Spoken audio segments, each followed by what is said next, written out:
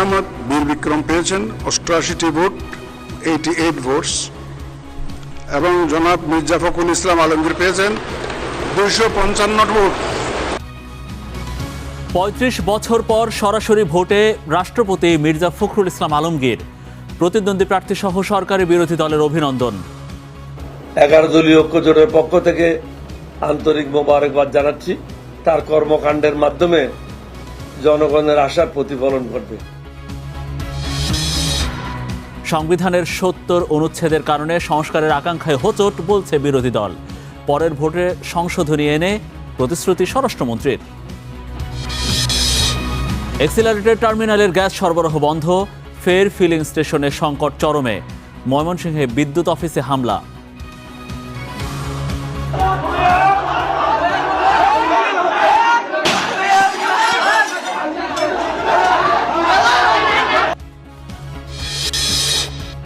চাপাতির মুখে ব্যবসায়ীকে জিম্মি, মোটরসাইকেল, নগদ টাকা, মুঠোফোন ছিনতাই, জড়িতদের খুঁজছে আইনশৃঙ্খলা বাহিনী।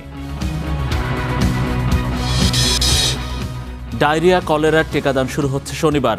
ডেঙ্গু ও হাম নিয়ন্ত্রণে মাঠ পর্যায়ে বিশেষ তৎপরতা শুরু স্বাস্থ্য মন্ত্রণালয়। কলকাতায় বাংলাদেশের মৃত্যুতে হোটেল শিখা ইনের ইজারাদার গ্রেপ্তার, হেফাজতে 2। দুঃখ প্রকাশ করে ব্যবস্থার আশ্বাস ত্রিবেদীর।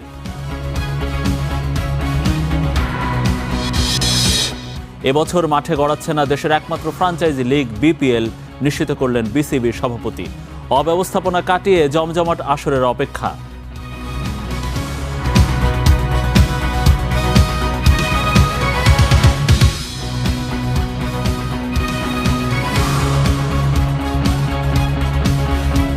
দর্শক, আপনাদের সবাইকে শুভেচ্ছা এবং আমন্ত্রণ স্টার নিউজ প্রাইমে।